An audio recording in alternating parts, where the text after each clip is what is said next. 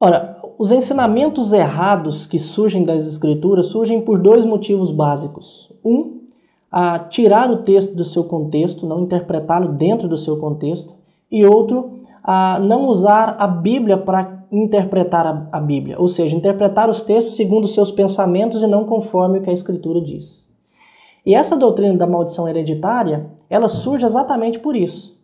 Ela surge naqueles versículos contidos em Êxodo 20, Números 14, Deuteronômio 5, se não me engano, que fala que Deus é um Deus zeloso e que visita a iniquidade dos pais nos filhos até a 4ª geração, mas que as suas misericórdias vão até 1000 gerações. Ora, o contexto ali são de pessoas iníquas. Um pai iníquo, que tem um filho iníquo, que por sua vez tem outro filho iníquo, e assim por diante. Assim, os pecados dos pais são visitados nos filhos, mas por quê? Porque os filhos não abandonam os caminhos dos pais, permanecem ali. Portanto, Deus vai visitar a iniquidade nos filhos, sim.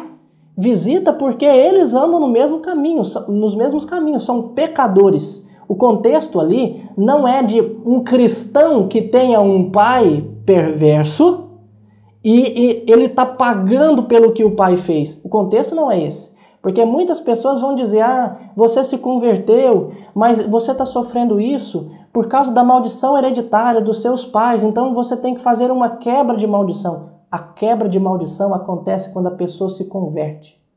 Vamos ver? Isso foi retirado do contexto. Agora, vamos pedir a Bíblia para interpretar a Bíblia? Se você olhar, por exemplo, Ezequiel capítulo 18, você vai ver Deus proibindo que seja feito em Israel, que seja dito em Israel o seguinte ditado, o seguinte provérbio: os pais comeram uvas verdes e os dentes dos filhos é que se embotaram. Que provérbio é esse? Os filhos estavam dizendo, os nossos pais pecaram, nós estamos pagando o pato. E Deus está dizendo, não é para isso ser dito. E na sequência de Ezequiel, Deus vai dizer, olha, tanto a alma do filho quanto a alma do pai são minhas. E a alma que pecar, essa morrerá. Ele prossegue dando o seguinte exemplo. Se um pai gerar um filho iníquo, um filho ladrão, o filho vai pagar o preço por causa do seu pecado. Mas se um pai gerar um filho que não andar segundo os seus caminhos, ele não vai pagar pelo preço do seu pai. E ele diz aqui no versículo 19, mas dizeis, por que não leva o filho à iniquidade do pai? E Ezequiel responde, porque o filho fez o que era reto e justo e guardou todos os meus estatutos e os praticou, por isso certamente viverá. E ele prossegue dizendo, a alma que pecar, essa morrerá. O filho não levará a iniquidade do pai, nem o pai a iniquidade do filho. A justiça do justo ficará sobre ele, e a perversidade do perverso cairá sobre este.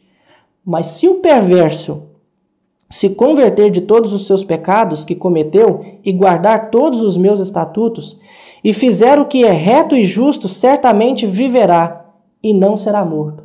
Todas as transgressões passadas serão deixadas de lado, porque agora é uma nova vida. É como Paulo nos diz, os que estão em Cristo é nova criatura.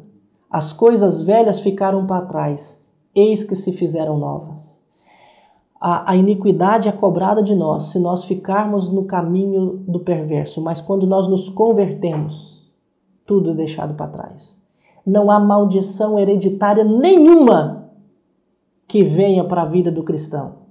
Porque quando ele se converte, as coisas velhas ficam para trás. Eis que se fazem novas. Ezequiel nos mostra que não há maldição hereditária. Paulo também nos mostra que não há maldição hereditária. Maldição hereditária existe, entre aspas, para aquelas pessoas que interpretam Êxodo 20, Números 14, Deuteronômio 5 de maneira errada, fora do contexto e não utiliza a Bíblia para esclarecer. Interpreta segundo as suas imaginações. Aí sim vai ter maldição hereditária, mas biblicamente não tem.